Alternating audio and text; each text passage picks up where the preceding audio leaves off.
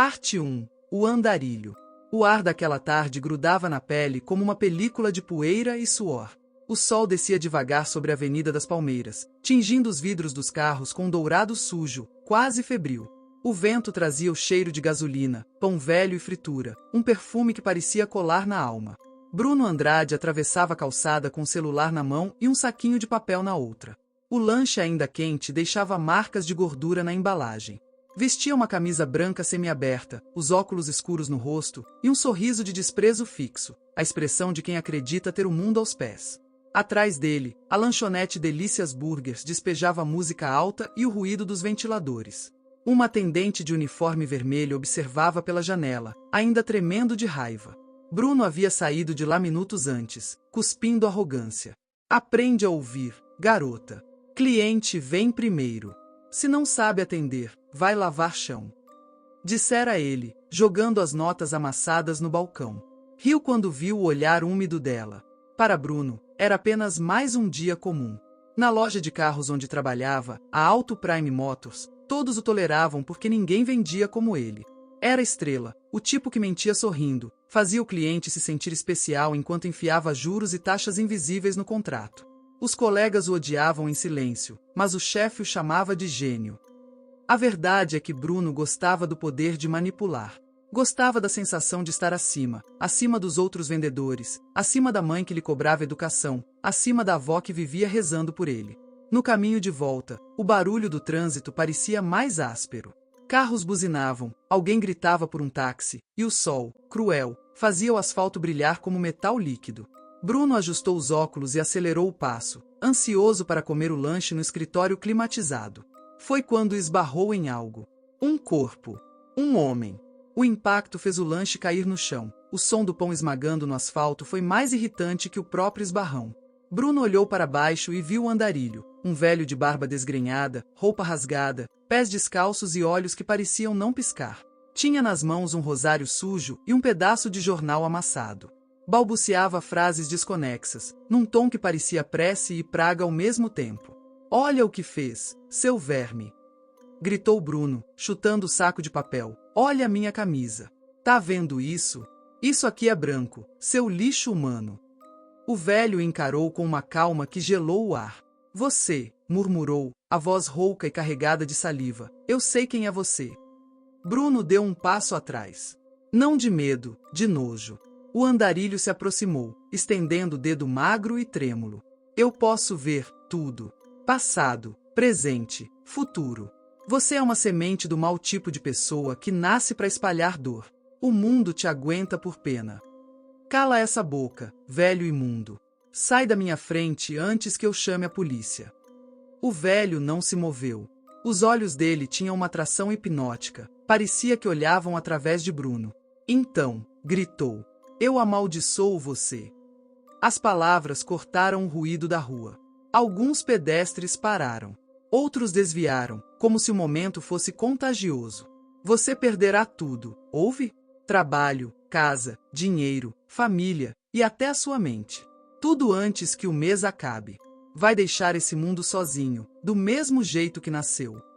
O velho começou a rir, uma gargalhada rouca e molhada, que parecia vir de dentro da terra. Bruno, atônito, deu 2 passos para trás.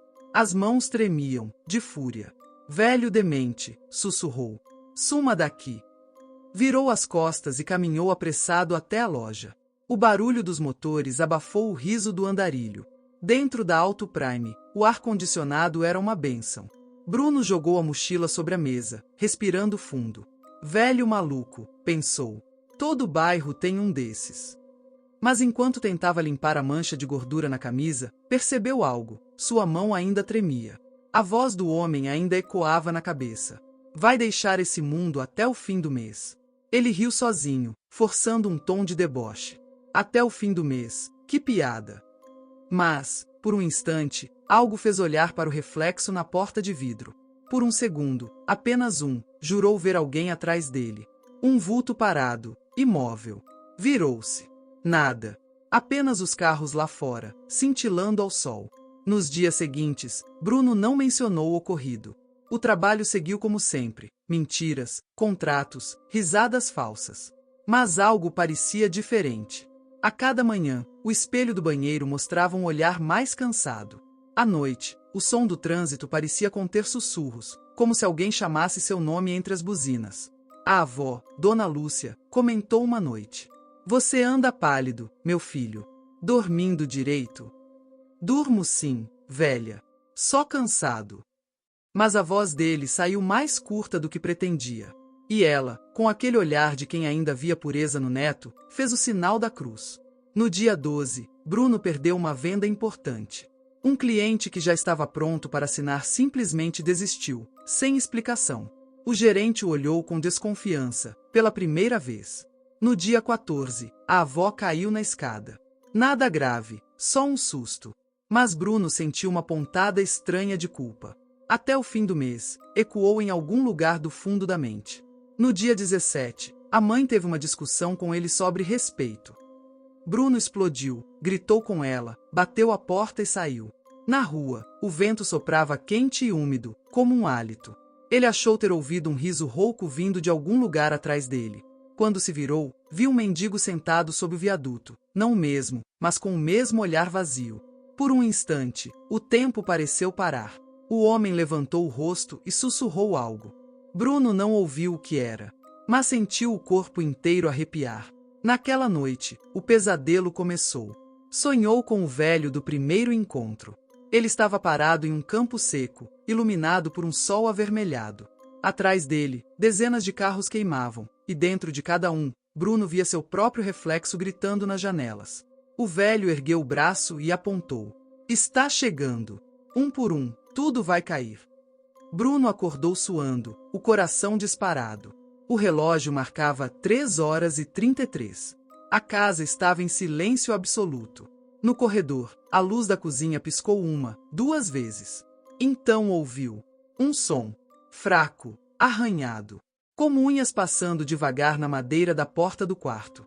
Bruno se levantou devagar, os pés descalços no chão frio. O som parou. Esperou. Silêncio. Abriu a porta num impulso. Nada. O corredor vazio, o relógio na parede marcando o tempo num tic-tac seco demais. Lá fora, a chuva começou a cair, grossa, inesperada. No vidro da janela, as gotas se arrastavam como pequenos corpos. Bruno olhou para o reflexo do próprio rosto, e jurou ver, por um instante, duas sombras atrás dele. Uma delas sorria. A luz piscou. E a tela escureceu. Parte 2. A queda. A manhã seguinte as paredes da casa pareciam ter espessura extra, como se o mundo tivesse cedido espaço e ocupado uma parte do ar. O café esfriou na xícara sem que ele percebesse. O gosto amargo do líquido se misturou ao sabor metálico que crescia na boca sempre que pensava no dedo do velho apontando para ele. No trabalho, os rostos eram mapas de reprovação. O gerente, Paulo, evitava cruzar os olhos com Bruno. Os vendedores cochichavam nas mesas, virando páginas de catálogos com dedos rápidos. As vendas que antes obedeciam ao toque de Bruno tinham começado a escapar por frestas invisíveis. Clientes que precisavam pensar, telefonemas que caíam, financiamentos recusados por motivos que pareciam apenas falhas do universo. Num dia que prometia calor seco, o computador do setor travou ao meio de uma proposta crucial. A tela azul que apareceu foi um corte limpo, final e sem perda de compaixão. Os arquivos desaparecidos voltaram horas depois vazios, como sonhos nos quais alguém suga o sentido. Quando Bruno levantou a cabeça, o escritório inteiro já observava com a mesma ansiedade com que se olha um vidro rachado. A primeira queda, porque a maldição não só prometia ruína, mas sagacidade no ritmo, veio devagar e com sutileza. Um contrato mal finalizado, uma cláusula trocada, a assinatura de um cliente que, no último segundo, lembrou-se de valorizar a honestidade e foi embora. Paulo chamou Bruno para a sala de reuniões e falou com a voz de sempre, só que mais arrastada, como se as palavras fossem pedregulhos. A diretoria quer reduzir comissões. Você entende a decisão, certo? Não é pessoal. Bruno sorriu. Mentiu que tudo bem. Por dentro, sentiu a primeira faixa de poder afrouxando. À noite, em casa, a luz do corredor tremia como se uma mão, do lado de fora, apertasse e soltasse o interruptor com vontade própria. A avó, Dona Lúcia, tecia no sofá, a agulha fazendo um som de tique que parecia marcar pontos na própria paciência do mundo. A mãe, Verônica, preparava a janta com mão firme, mas o rosto carregava uma linha nova de preocupação. Você andou estranho, disse Verônica, sem cruzar o olhar. Desde quando brigou comigo eu percebi que você tem medo de qualquer coisa. Isso é novo. Bruno respirou fundo. Tentou dizer que era só estresse. A mentira saiu estrangulada, como algo gasto demais. Ao acaso, tocou no assunto do velho, contando com sarcasmo. Sua mãe sorriu com pena e deu um tapa leve na mão do filho. São as ruas, filho. Tem muita gente perdida. Não dá atenção. Mas a avó fez sinal da cruz mais forte que de costume, e o barulho daquele gesto parecia riscar o ar. A noite veio com chuva fina, e a casa se encheu de cheiros, caldo apurado, pano úmido, lavanda barata. Bruno dormiu pouco, e quando dormiu, o sonho foi de queda. Ele caía por um túnel sem fim, enquanto o riso do velho se multiplicava em vozes como correntes. A queda seguinte foi financeira. Uma nota fiscal fora lançada errada. Uma multa tributária pelos quais a empresa culpou a equipe de vendas, uma taxa que, legalmente, poderia ser repartida, mas que o departamento jurídico resolveu repassar integralmente à comissão. O valor era suficiente para arrancar do bolso de Bruno uma fatia do mês, o tipo de fatia que se nota no espelho quando se veste uma camisa pela manhã. O gerente explicou com condescendência, e os colegas desviaram o olhar como se o contágio fosse físico. Bruno começou a notar mentalmente: uma venda perdida, uma multa, pequenos acidentes domésticos, a cafeteira que quebrou, a mochila rasgada por um zíper que estourou, o pneu do carro furado numa rua que ele nunca pegava. A série de coisas pequenas tinha uma cadência, microcatástrofes organizadas por mãos invisíveis. Quando, num sábado, sua conta bancária mostrou um saque que ele não havia autorizado, o riso do velho ecoou em sua memória como um sino quebrado. Foi só então que Bruno respirou e, pela primeira vez, pensou em procurar o homem. Não para acreditar, mas para enterrar a sensação de impotência. Pegou o celular e foi até o ponto onde o vira. O viaduto guardava sombras e garrafas plásticas. Havia outros mendigos, outros olhos ocos, mas não o velho. No chão, entre papéis e bitucas, vi um papel amarrotado. Não corra do que te olha, sente e escute. A caligrafia era torta, como se tivesse sido escrita por quem anda segurando a caneta com dedos gelados. Voltando para casa, sentiu o olhar dos transeuntes diferente, mais agudo, quase reconhecendo em seu corpo a figura que o velho havia pintado, semente do mal. A palavra ecoou como uma placa, e para cada gesto seu percebeu uma interpretação. A vendedora do mercado que o atendeu com frieza, o vizinho que fechou a porta com pressa. Como se o mundo estivesse aprendendo a se proteger. Bruno passou a falar menos. Quando falou, as palavras foram afiadas e curtas. A arrogância que lhe servia como armadura agora soava como um vestígio, uma armadura com trincas. Tentou reconstituir o mundo com trânsito, piadas, saídas. Convidou um amigo de infância, Rafael, para uma cerveja. Rafael, sentado no balcão, escutou metade da história e riu. Cara, você está me dizendo que um mendigo te amaldiçoou? Brincou. Vai cultuar a rua agora? Que história mais ridícula! Mas na madrugada, ao voltar para casa, Rafael demorou a responder uma mensagem. Quando respondeu, desculpou-se com evasivas. Depois distanciou-se. Desculpas, encontros cancelados, respostas curtas.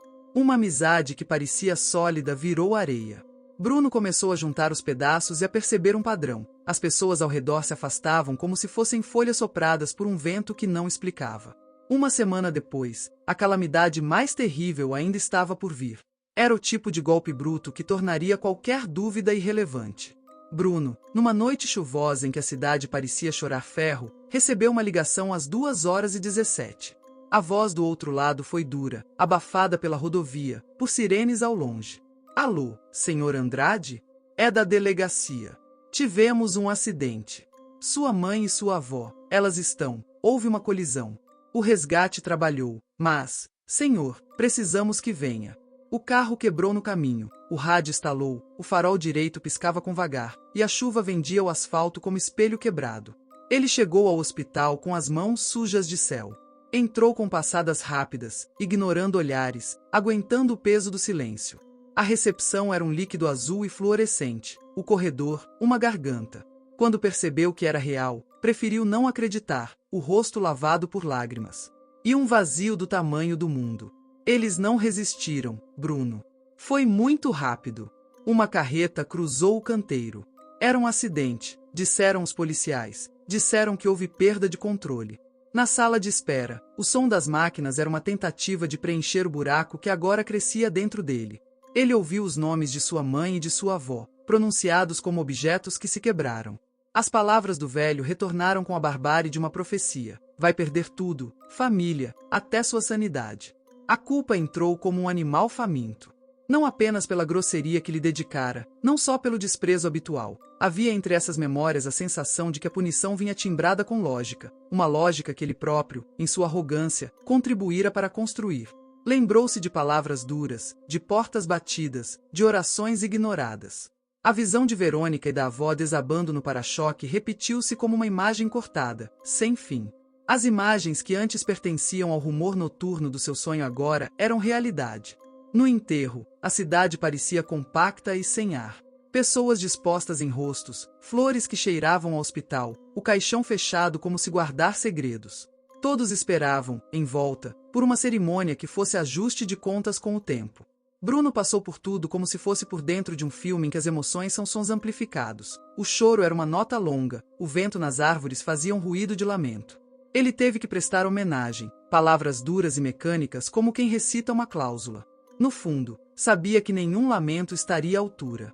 Depois do enterro, voltou para uma casa que era agora um cenário entre colapsos. As xícaras sujas, a cadeira vazia da avó, a cozinha com cheiro residual de comida meia pronta. Um quadro familiar que sangrara detalhes. O mundo, por alguns dias, parecia feito de coisas ásperas, 2 vezes mais pesadas. Foi a partir dali que a transformação ganhou forma. Não era só sorte, não era só azar. Havia uma sequência, uma lógica perversa que escancarava o passado e corroía o futuro. Bruno viu os rostos dos colegas coloridos por pena e pela necessidade de distância. O gerente, que antes confortava com pragmatismo, agora o evitava como se a presença de Bruno fosse contágio. A rentabilidade dele caiu, as propostas escorregavam, as garantias falhavam. Ele ficou sozinho numa casa de memórias quebradas. Numa madrugada, sozinho e com a casa vazia, Bruno caminhou até a sala e lembrou do bilhete que encontrara sob o viaduto, de caligrafia torta que dizia: "Sente e escute." Ele sentou. Escutou. No princípio, era apenas o zunido do motor da geladeira, depois pequenas notas, um render de tábuas, o sopro de vento por uma fresta, o som distante de risadas que não eram dele. Aos poucos, algo se formou, um ritmo, quase uma voz, que parecia vir de dentro das paredes. E ali, no silêncio amplo, Bruno entendeu que tudo não fora um acidente aleatório, e nem uma simples sucessão de azares. Era como se alguém estivesse tirando, um a um, os pilares sob seus pés, e o velho, ou seja lá o que fosse o velho, tivesse apenas ecoado uma sentença que o mundo aceitou executar. A cidade se estendia em brilho úmido, e as luzes eram olhos que não piscavam. No reflexo do vidro, seu rosto parecia afundar, como se outra face se insinuasse atrás dele, um vulto que lembrava o perfil do velho, traçado por sombra. Bruno bateu a mão no vidro e, ao tocar, sentiu o frio de algo que não estava ali. No fundo, antes do fim, uma única certeza: havia um prazo. O resto do mês. O calendário sobre a mesa marcava dias vazios. A contagem, silenciosa, começara. Parte 3. A desintegração. A casa parecia crescer a cada dia, como se o espaço se esticasse enquanto ele dormia. As portas rangiam em horários diferentes, o relógio da parede batia com um atraso que aumentava milissegundos a cada noite, e o ar estava cada vez mais frio, mesmo sem o vento. Bruno começou a perceber o tempo de outra forma, não em horas, mas em intervalos entre barulhos. O som do portão abrindo sozinho, o eco de passos no corredor, o sussurro abafado vindo de algum ponto da cozinha, sempre quando ele se sentava. Era o 20º dia do mês. Depois do enterro, não voltará mais ao trabalho. Paulo, o gerente, mandara mensagens curtas, educadas, mas frias, o tipo de compaixão que já prepara o desligamento. Os colegas não apareceram, os amigos sumiram. O mundo parecia ter decidido girar sem ele. Bruno passava as manhãs na varanda, olhando o movimento da rua. Começou a reparar que ninguém olhava para ele, literalmente. As pessoas que passavam desviavam o rosto um segundo antes do olhar cruzar o seu, como se obedecessem a uma coreografia silenciosa. Havia um tipo de invisibilidade em torno dele, mas uma invisibilidade que queimava. Alguns dias após o enterro, sonhou com a casa da infância. No sonho, a mãe lavava roupa no tanque e cantava uma canção antiga, mas a água era preta, e o sabão deixava marcas vermelhas nas mãos. A avó estava sentada no quintal, com o mesmo semblante tranquilo, só que agora sem olhos. Bruno acordou com um grito engasgado, o corpo suando frio. O relógio digital piscava 3h33. O mesmo horário do primeiro pesadelo. Na cozinha, encontrou um pedaço de jornal. Nele havia um círculo de fuligem em volta, como se tivesse sido queimado e depois apagado às pressas. Com palavras que pareciam mudar sozinhas. A manchete, que antes falava de um acidente de sua mãe e avó, agora dizia: homem perde tudo no último dia do mês. Bruno engoliu seco, sem entender como aquilo podia estar ali. Jogou o papel no lixo, lavou as mãos 3 vezes e tentou convencer-se de que era alucinação. Mas o cheiro de queimado ficou no ar, denso, doce, nauseante. Os dias seguintes arrastaram-se em um ritmo viscoso. Bruno começou a ouvir o nome dele sussurrado quando o vento passava pela janela. Às vezes era um bru, que se perdia no ar. Outras, uma risada baixa, como a do velho, misturada com o som dos carros ao longe. Tentou gravar com o celular. Ouviu o áudio na manhã seguinte. Nada. Apenas o som branco do vento e o próprio batimento cardíaco. Mas na segunda gravação, quando aumentou o volume no fone, ouviu claramente. Até o fim. O sangue gelou. Jogou o celular longe e sentou-se no chão, as mãos no rosto. As unhas cortaram a pele sem que percebesse. Aquela mesma tarde, o gerente o ligou. Bruno, eu sinto muito pelo que aconteceu, de verdade. Mas a empresa precisa seguir. Sua licença terminou ontem. Se quiser retornar, conversamos. Se não... A voz de Paulo tremeu levemente. Consideraremos como desligamento. Bruno não respondeu. O silêncio do outro lado da linha durou 30 segundos, depois o clique final. Desligado. Literalmente. Do trabalho, do mundo, de tudo. Sem família, sem renda, e com a casa se tornando uma espécie de cemitério de lembranças, Bruno começou a evitar o espelho. O reflexo dele parecia atrasado. Quando movia o braço, o reflexo demorava um segundo a seguir. Quando tentava sorrir, o reflexo não sorria. Uma noite, encarou-se por tempo demais. Viu o reflexo piscar antes dele. Derrubou o espelho no chão, o vidro espalhou-se em cacos. Por um instante, os pedaços refletiram pequenas versões dele, dezenas de Brunos olhando em direções diferentes. Em uma delas, o reflexo ainda sorria. As horas se dissolveram. Bruno começou a conversar com as paredes, como quem tenta preencher o vazio. Falava baixo, coisas banais. Tá vendo o que fez comigo? Dizia, olhando para o teto. Era só um lanche. Eu nem toquei nele. Por que isso? O vento respondia com um rangido. E às vezes, entre as frestas da janela, ele achava ouvir passos do lado de fora, lentos, pesados, arrastando algo pelo chão. Na madrugada do dia 26, acordou com um som seco vindo do quintal. Uma garrafa de vidro quebrada. Saiu com a lanterna do celular, o coração batendo no pescoço. O portão estava aberto. Do lado de fora, na calçada, havia uma fileira de pombos mortos, perfeitamente alinhados, como um cortejo. No meio deles, uma nota de dinheiro dobrada. Uma nota de R$ 22. Bruno pegou com hesitação. Não existia nota de R$ 22. Mas o papel tinha textura de verdade, e o rosto estampado na cédula. Era o dele. Gritou. Juntou força e rasgou o papel, mas o som não era de papel, era o som de carne. O chão pareceu respirar sob seus pés. Correu para dentro, trancou portas e janelas, desligou o disjuntor. A casa mergulhou num breu absoluto. O único som era a própria respiração. E então, no escuro, uma voz. Eu te avisei. Não vinda de fora. Vinda de dentro dele. O dia seguinte foi o primeiro em que Bruno percebeu que já não sabia diferenciar sonho de realidade. Dormia sentado no sofá e acordava dentro de memórias. A cozinha parecia um quarto, o quarto parecia uma rua.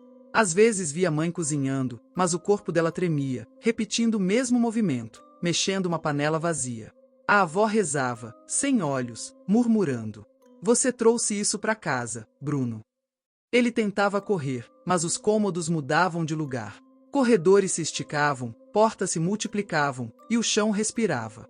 Quando finalmente acordava, tudo estava normal, mas o corpo doía, como se realmente tivesse lutado. No dia 28, Bruno foi à polícia. Disse que estava sendo perseguido, que alguém o espionava. O policial, um homem gordo e cansado, apenas coçou a cabeça. O senhor tem algum nome? É um velho, um mendigo. Me amaldiçoou.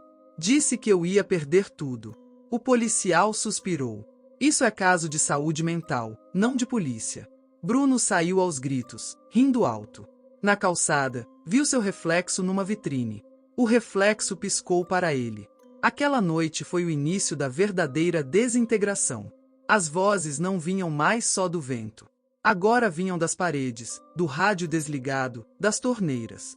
Sussurros que se confundiam com lembranças. Sua culpa.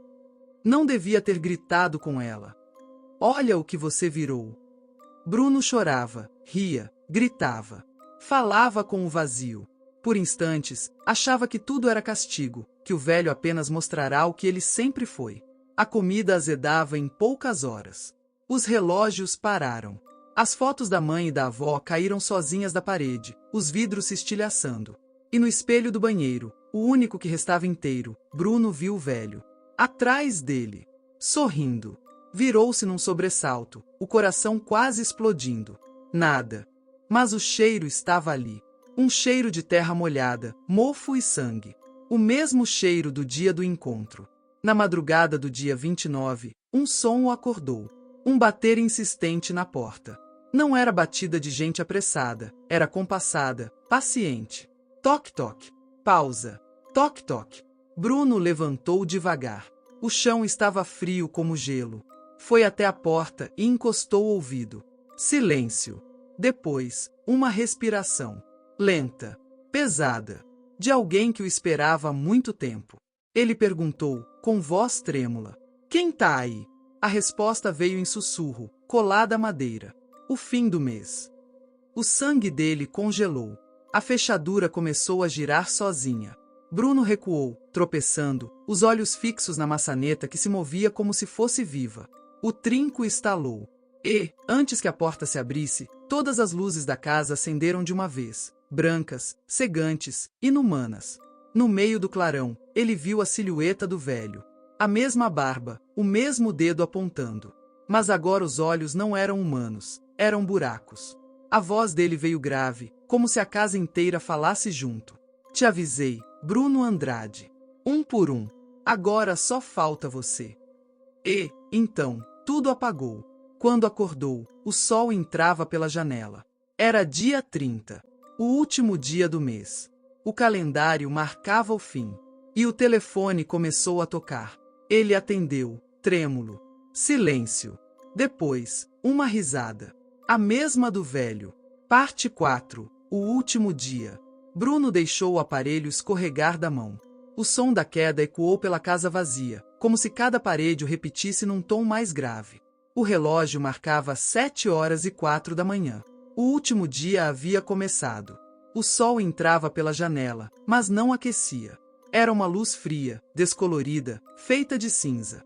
O vento lá fora soprava devagar, arrastando folhas mortas e papéis velhos.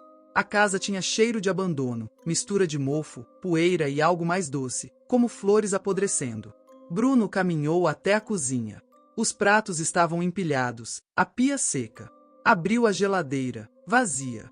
No chão, o jornal queimado. A manchete mudará outra vez. Agora dizia: homem é encontrado morto. Sem nome, sem foto. Mas ele sabia. Sabia que era sobre ele. O papel estava morno ao toque. Tentou sair. A porta da frente não abria. Girava a maçaneta e sentia resistência, como se algo do outro lado segurasse. A janela da sala, a mesma coisa, vidro trancado, soldado por dentro. Correu até os fundos. O portão estava coberto de símbolos riscados, que pareciam feitos com as próprias unhas, círculos, cruzes, olhos. No centro, uma frase repetida várias vezes. Volta para dentro. O pânico começou a se formar. Mas não aquele pânico explosivo e breve, era um pavor lento, que subia das pernas, um frio que arrastava a alma junto. Bruno voltou para dentro. Sentou-se no sofá. O relógio marcava 8h17. O tic-tac era irregular, como se o tempo tivesse engasgado. E, então, ele começou a ouvir novamente. A voz. Primeiro, distante. Depois, próxima, dentro da casa. Você ainda não entendeu. Bruno levantou devagar, os olhos varrendo o corredor. Quem é você? Gritou. Eu sou o que você plantou. O som vinha de todos os cômodos ao mesmo tempo. Do banheiro, da cozinha, do quarto da mãe. A voz parecia se multiplicar nas frestas, nos espelhos, no ar. Tudo o que perdeu foi o que você usou para se esconder. Você viveu do engano, Bruno. Agora o engano é tudo o que resta. Ele tapou os ouvidos. Mas a voz agora vinha de dentro da cabeça. O relógio avançava, mas o tempo parecia parado. Cada hora se arrastava como um peso. Às 10 horas, ele viu o reflexo do velho num pedaço do espelho quebrado da sala. Parado. Imóvel. Atrás dele, as sombras da mãe e da avó, contornos sem rosto, apenas presenças. Por que tá fazendo isso comigo? Gritou Bruno. Eu só vivi. Todo mundo mente, todo mundo finge, eu só. O velho sorriu. Mas ninguém gosta de ser lembrado disso. Bruno sentiu o chão vibrar. O relógio caiu da parede, o ponteiro se partiu ao meio. As janelas bateram, uma corrente de vento frio percorreu a casa como uma alma em fuga. As sombras começaram a entrar. Pelas rachaduras, pelos espelhos quebrados, pelos vãos da porta. Moviam-se devagar, com a precisão de algo inevitável. Ele correu até o quarto. Trancou-se. Empurrou o armário contra a porta. Respirava ofegante. O coração parecia bater fora do peito. Pegou o celular. Descou o número da polícia. Chamando. Chamando. A voz que atendeu era dele mesmo. Alô? Quem fala? Você. Bruno jogou o celular no chão. A tela rachou. A imagem congelada mostrava seu rosto, mas atrás, uma figura escura. Ao meio-dia, a luz mudou. O sol desapareceu atrás de nuvens cinzentas. A casa mergulhou numa penumbra verde e úmida. Bruno começou a ouvir batidas, compassadas, vindas de baixo. Do porão. Mas a casa não tinha porão. Mesmo assim, o som estava lá. Lento. Como passo subindo degrau por degrau. Ele encostou o ouvido no chão. Podia ouvir a respiração. Lenta. Cadenciada. A voz voltou. Tá quase, Bruno. Só mais um passo. Às 14 horas, o rádio da cozinha ligou sozinho. A frequência chiava. Entre os ruídos, uma música infantil começou a tocar, distorcida. Bate o sino, pequenino. Bruno tapou os ouvidos. A voz da mãe parecia misturar-se à música, dizendo seu nome. E, entre uma estrofe e outra, a risada do velho cortava como navalha. A casa respirava. O chão pulsava. Os objetos vibravam. E então ele ouviu a porta dos fundos abrir. Devagar. O rangido era o mesmo do primeiro dia em que o velho o amaldiçoara. Bruno foi até o corredor. A casa estava mergulhada em uma luz esbranquiçada, quase líquida. No fim do corredor, o andarilho. Mesmo os olhos vazios. Mesmo o dedo apontado. Mas agora, o rosto de Bruno também estava nele, uma fusão grotesca, um reflexo impossível. O fim chegou, Bruno. Ele deu um passo para trás. O que você quer? Nada. Só o que é seu. O velho avançou. O chão pareceu derreter. As paredes começaram a girar. Bruno tentou correr, mas o corpo estava pesado, como se preso em areia. As sombras da mãe e da avó o cercaram. Não diziam nada. Apenas o observavam. O olhar delas era vazio, mas havia dor ali, uma dor que o atravessou como faca. Ele caiu de joelhos. As lágrimas desceram sem força. Eu sinto muito, murmurou. Eu devia ter sido melhor. O velho parou diante dele. Sorriu. A mão ossuda pousou em sua cabeça. Agora você entende. A casa inteira começou a se desmanchar, como uma fotografia queimando. O teto cedeu, a luz se apagou. Tudo virou pó. Bruno abriu os olhos. Estava em um campo seco. Atrás dele, dezenas de carros queimavam. O céu era vermelho. O velho estava lá. E agora, não parecia mais velho. Tinha o rosto dele, o rosto de Bruno. A maldição nunca foi minha, Bruno. Foi sua. Eu só a mostrei. O chão se abriu. E, pela primeira vez, Bruno não resistiu. Deixou-se cair. No dia seguinte, 1º de abril, os jornais trouxeram uma nota curta. Jovem vendedor é encontrado morto em sua residência. Causa ainda não identificada. Vizinhos relatam ruídos estranhos na noite anterior. Não havia sinais de invasão. A manchete era acompanhada por uma foto antiga. Bruno, sorrindo, de uniforme da Auto Prime, trocando as chaves de um carro com o cliente. Mas se olhasse com atenção, havia uma semelhança. O cliente, de barba desgrenhada, olhar profundo e o que parecia um rosário enrolado na mão, discreto. Meses depois, um novo funcionário começou a trabalhar na Auto Prime. Era sorridente, falante, bom de venda, dizia saber convencer qualquer um. No primeiro dia, saiu para comprar um lanche na mesma lanchonete. Ao atravessar a rua, esbarrou em um velho maltrapilho que falava sozinho. O lanche caiu no chão. O velho ergueu o dedo e murmurou: "Você." O rapaz bufou: "Sai da frente, velho nojento."